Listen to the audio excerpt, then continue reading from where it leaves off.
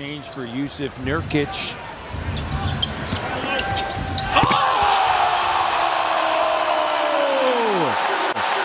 The notorious BR3 throws it down. Attacking, Bridges spinning back, fading, no, batted out, denied by Scotty. Oh, Scotty Barnes. The Raptors are the 3 seed. 3. Top 3. The Raptors are the 3 seed in the Eastern Conference. I come to y'all as a basketball analyst sometimes, you know what I'm saying? I talk about basketball, try to keep it not. I'm a Raptors fan. We're the 3 seed.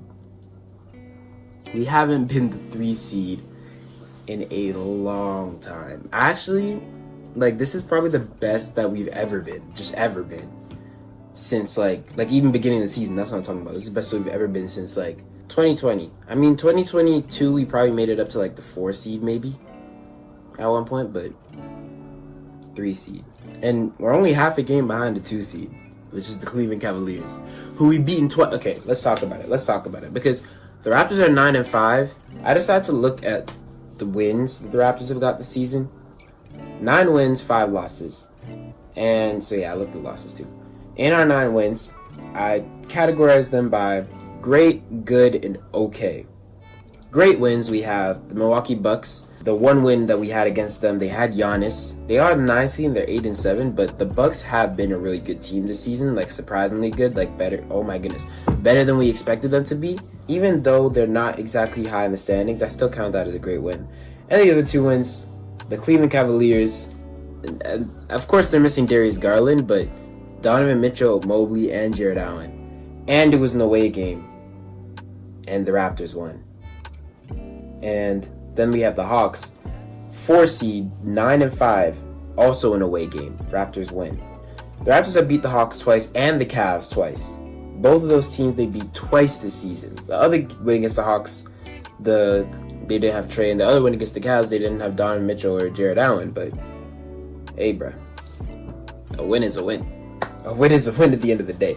And I mean, the other 4 wins that they had, aside from those, they beat the Hawks twice, the Cavs twice, and the Bucks once. The other 4 wins are the Hornets, the Pacers, the Nets, and the Grizzlies. 4 pretty bad teams. And the Grizzlies, I was almost gonna put in good wins, but they didn't have Ja. And even with Ja, they've been really bad this season. So it's not exactly a good win that oh my goodness, the Raptors won this game. Let's go. It's still a good win. Or still a win. But it's not exactly. It's okay, the Grizzlies haven't been amazing. So it's not it's not much to prove that they're a good team. But still, the Raptors have been taking care of business. People have been looking at the Raptors as at most playing team. And I've been one of the people who's been, hey, just watch out. They might make that 6 seed. They might make that 5 seed. And right now they're 3 seed. And of course, the East can turn over quickly. The Bulls were the 1 seed just a week ago. And now, looking at the standings, they are indeed the 8 seed. Yes, they are the 8 seed. And that is because their schedule has been insane. A lot of this early season stuff has to do with strength of schedule. When you really look at it. Because the Philadelphia 76ers, who were previously undefeated, the Milwaukee Bucks, who are also doing really good, the Cleveland Cavaliers, the Utah Jazz, and the Denver Nuggets. And in those 5 games, they went 2-3. And I mean, the Jazz actually could have been a win. So when I look at this, it's not that great. But they did beat the Denver Nuggets. The Bulls are a weird team. But this isn't about the Bulls. This is about the Toronto Raptors. Because I'm really happy. The Raptors have the 9th best offense in the league and the 11th best defense in the league. Not exactly slightly above average, but slightly above average in both offense and defense.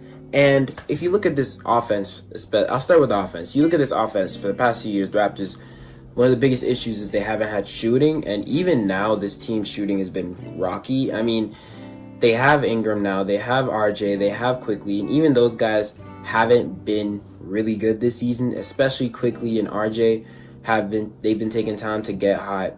Ingram has been okay, and Scotty, the team is better when Scotty doesn't shoot the ball. in wins this season, Scotty's averaging 3 attempts from the 3 per game, but in losses, Scotty's averaging only 5. Or more, he's averaging 5.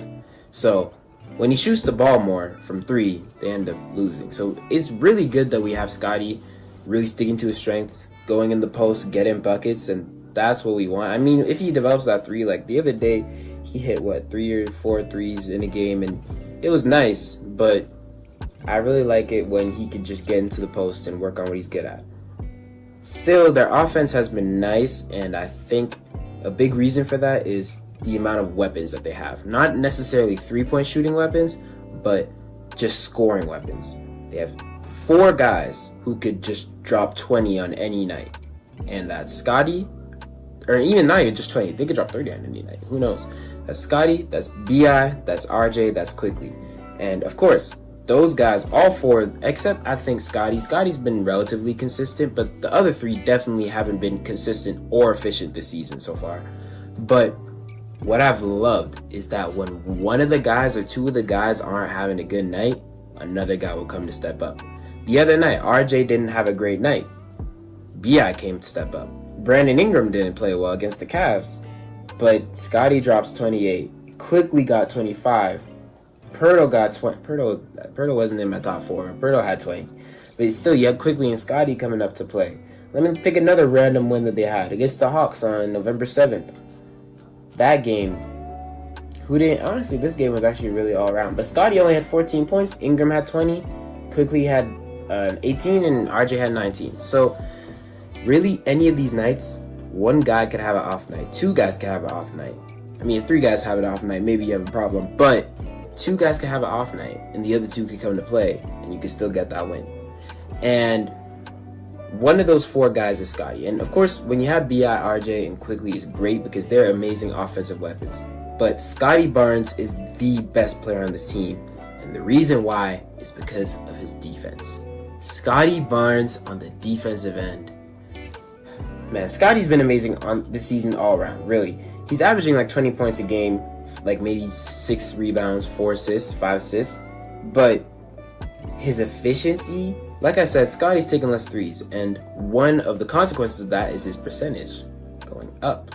So this year he's averaging, this is his most efficient year so far, by the way. I mean, the season just started, so all the efficiency numbers are going to be up, but 50 from the field, 40 from 3, and 80% from the free throw line. Love to see it, man. Most efficient year so far, and so his offense is good, but his defense, let me tell you about his defense, because Jakob went out. He was out with injury for a couple games, so they didn't have him. And who took the center? I mean, Colin Murray-Boyles came in, and he was playing a bit of small ball center for some time, and he was doing fine. He was doing all right, but really it was Scotty. And even when I watched the games, that's the biggest difference I see in Scotty's game, because Scotty is a guy who can guard all positions, basically. But this year specifically, he's been very post-centric. Even though he's had to take on a larger load, in the past few years, this year, Scotty's going in that post, getting buckets, going in that post, getting blocks, being a great defensive presence, especially when you have a guy like Sandro Mamu Kelashvili, who comes off the bench, and he's a center, power forward center type player, and he's a great center who can come off the bench and score, but he's not exactly the center you want defending off the bench. So when you get Sandro in the game, you're also going to have, I notice Darko does this a lot. Every time you get Sandro in the game, he's going to usually have Scotty in there so that you have still that post defense. Those Sandro-Scotty lineups work so well because the offense runs really well. Scotty's decision making is still on another level when it comes to the assists, the passes that he makes, the assists. He's really seeing the game very clear. It's amazing. It's just nice. You just gotta watch the games. And when you see him on the defensive end too, the decisions. Even just last night, he had a game-winning block. There were 2 opportunities the Hornets had to win the game, or even to tie the game, send it to overtime last night. And Ingram got the first block on the 7-foot center Ryan Kalkbrenner. I was like, oh, okay, get it, Ingram. And then Scotty got the second block on Colin Sexton as the buzzer sounded to win the game. So Scotty's been amazing. He's averaging 1.8 blocks per game, by the way. Career high. He's playing more power forward center minutes than ever. and the team is 4.5 plus minus with him on the court, and his on-off number is, I think, 0.9, which isn't exactly amazing, but it means the team is slightly better, and is better than the team being worse. Scotty honestly just has been really good this season. I think he deserves to be an all-star, and I mean, of course, there's a lot of guys who are doing really good in the East right now who could deserve the all-star spot, but Scotty's been the real driving force behind this Raptors team and why they've been so good. So, man, I'm happy. I'm very happy as a Raptors fan. The Raptors are a 3 seed, and you could say this is a fake 3 seed considering the teams that they've faced. And you know what? Let me look at their upcoming schedule, because I can do that. Let me look to see, because they did just go on a 3-game stretch or 4-game stretch of Brooklyn Nets, the Cleveland Cavaliers. That's a good win, but still. Brooklyn Nets, Cleveland Cavaliers, Indiana Pacers, Charlotte Hornets. Then they have the Philadelphia 76ers. They have the Wizards. They have the Nets again. They have Cleveland again. They have Indiana again. They have Charlotte again. So they do have a pretty nice schedule. I mean, they have a few games like Cleveland, Philly, New York. Then they go against some West teams in December. But right now, yeah, up until the month of November is looking pretty good for Toronto. So if we can capitalize on this easier schedule and get some good wins, I would really appreciate that. I would really like that. And it's looking nice right now. That's all I'm saying. It's looking very nice. Another team I really wanted to talk about is the Detroit Pistons, because they're on a 10-game win streak, and Cade Cunningham's been out for almost half of those games, which is insane. They've also been missing guys like Ausar Thompson, Jaden Ivey, Tobias Harris, Marcus Sasser, even Jalen Duren for some of those games. But they've been winning. Dennis Jenkins and Paul Reed. And I guess I could I could look at the Detroit Pistons' recent schedule as well. They lost to the Bulls, beat the Rockets, beat the Celtics, lost to the Cavs. And those are the only 2 losses, by the way. The Bulls and the Cavs. Since then, they went on a 10-game win streak, and those teams were the Orlando Magic, okay, Dallas Mavericks, whatever, Grizzlies, whatever, Jazz, whatever, Nets, whatever. The Sixers, that's a good win. Wizards, whatever. Bulls, that's a pretty good win. Sixers, that's another good win. Pacers, whatever. So I'd say maybe about 3 or 4 good wins in that 10-game stretch. And I mean, of course, yeah, like I said, it's the beginning of the season. Strength of schedule is the biggest thing that's affecting how these teams are winning games. But the Pistons have still been impressive. And I mean, of course, some of these wins are a lot closer than you want them to be. Like, they beat the Wizards by 2. Pistons have still been good. I'm not going to discredit what they've been doing. I mean, maybe that's the reason that this second unit has been able to, survive. Like, their schedule hasn't been insane. And I really think these 2 teams, both the Raptors and the Pistons, have just benefited from facing the Pacers, Wizards, Nets, and Hornets a bunch to start the season. I don't know, because the Pistons' upcoming schedule, they got the Hawks, which is a good team, the Bucks, which is a good team, but then they got the Pacers again, they got the Celtics, which is a good team, the Magic. I guess maybe the East just sucks. Maybe that's the case, but I don't know. One big thing I want to talk about with the Pistons is Jalen Duren. Jalen Duren has been insane, and I feel like I didn't expect this at all. Let me be honest. I was watching Jalen Duren play against the Pacers last night. Of course, the Pacers are a bad team, but looking at his play style, he's really just, his main thing is establishing position. On offense, on defense, that's what he does. On offense, he'll start on the perimeter, which is pretty, something interesting that I found. He'll start on the perimeter. He'll maybe set a screen, get down low, and then just kind of bully people down there, hold his own, and wait until the ball goes up and he can get the defensive rebound, or the offensive rebound, and put it back up. Offensive rebounding is a big part of Jalen Duren's game, especially this year, and that's been a big reason the Pistons are coming into these games and winning a lot of them, because their offensive rebounding has been amazing. Jalen Duren this season is averaging 20 points, 12 rebounds per game, on 67% from the field and 78% from the free throw line. He has a PR of 28.1. Jalen Duren, ladies and gentlemen. Jalen Duren, come on. That's nobody expected this. I definitely didn't. And of course, everybody's looking, Ausar Thompson's gonna jump, Jaden Ivey's gonna jump, Ron Holland's gonna jump. Jalen Duren just came out of nowhere and he's just hooping. And The offense has been great. The defense has been great, and it's been a treat, man. It's been a treat. Jalen Duren has really been one of the best bigs in the NBA. And so, honestly, what I really want to do is make an early season All-Star lineup for the Eastern Conference, because this Eastern Conference is, of course, one of the weaker Eastern Conferences we've seen. One of the weaker conferences, period, that we've seen in a long time. But, like, if you're looking at All-Stars right now, I'm just going to name every player I look at in the East and say, this guy's been playing at All-Star level so far. Cade, Jalen Duren, Donovan Mitchell. I haven't been tapped into Evan Mobley, but maybe Scotty Barnes, Jalen Johnson, Jalen Brunson, Karl Anthony Towns, Tyrese Maxey. I don't know about Joel Embiid. Norman Powell. Bam was there, but then he got injured. That was really sad, to be honest. Josh Giddey. And maybe even Nikola Vucevic, honestly. He's been hooping. Giannis, Paolo, maybe? I don't know what's going on in Orlando. I'm not too sure who gets an All-Star. Jaylen Brown. Oh, LaMelo, I don't know. Again, I don't know. Michael Porter Jr. Is Michael Porter Jr. an All-Star? Is that the conversation? I don't. And then maybe Pascal Siakam, but he's really just been having to carry over there. Low-key, my All-Star starters, let me just do this real quick. All-Star starters right now for the East, Donovan Mitchell's a lock. Is it Cade or is it Brunson? I think I'm giving it to Cade, low-key. This early in the season. He's the ones. I think I'd give it to Don and Cade. Oh, I actually heard Maxey. Maxey, Brunson, Don, and Cade. It's going to be a mixture of those four somehow. I don't know how, but they can figure that out. And then you got Jaylen Brown. You got Giannis. Sorry, I didn't mention his name first. He should have been mentioned first. Giannis, Jaylen Brown. And probably Karl Anthony Towns, just the basic pick. But Jalen Duren's in that conversation. Scotty Barnes is in that conversation. Jalen Johnson is in that conversation.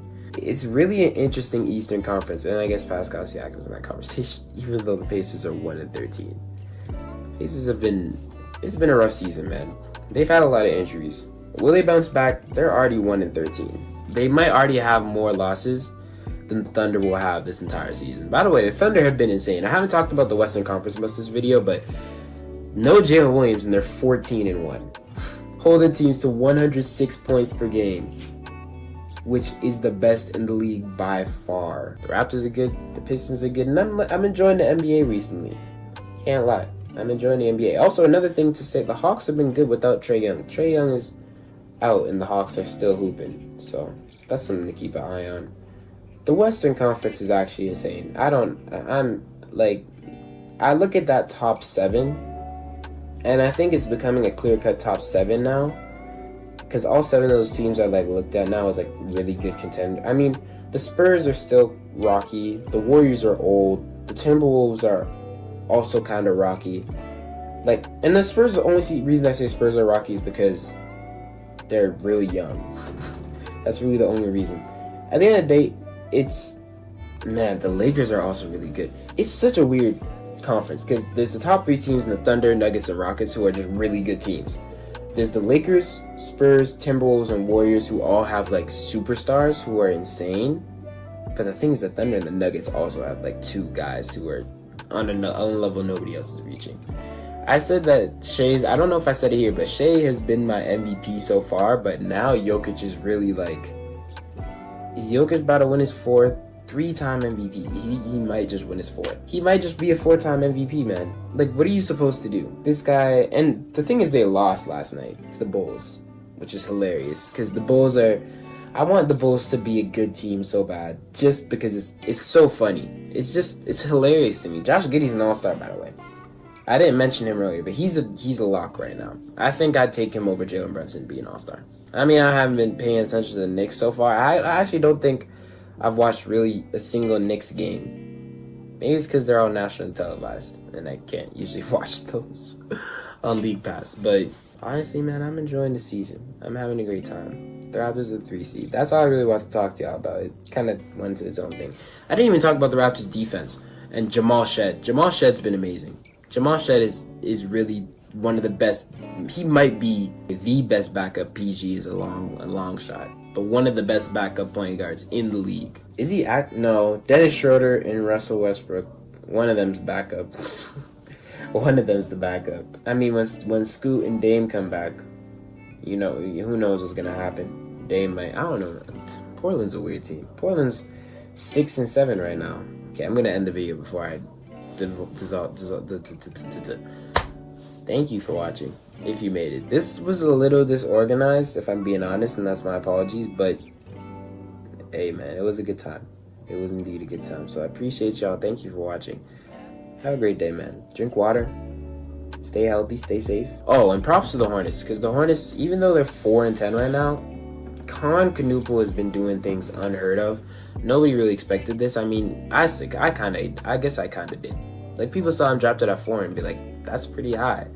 But he's an NBA ready prospect at the very least, if he's anything. So he's gonna be good right now. I don't know about the Hornets' future, but I mean, he's a good supporting piece. At the end of the day, he's a good supporting piece, and he was actually taking the challenge against Brandon Ingram, guarding him on the defensive, and like he was really there. But yeah, Con Canupo, shout out to him. Shout out to the Hornets in general, because Kalkbrenner's a really good defender. Diabate's a really good defender. They got a solid team over there. So yeah, nobody else I really want to talk about. Thank you for watching. Oh yeah, and Nico got fired. I actually haven't made a video in a long time. Nico did get fired. I made a video about the Luka trade. Don't watch it. I was wrong. Or was I? I don't know. Maybe I was right. We'll see. Time will tell. But thank you. I said thank you so many times. I'm just gonna go.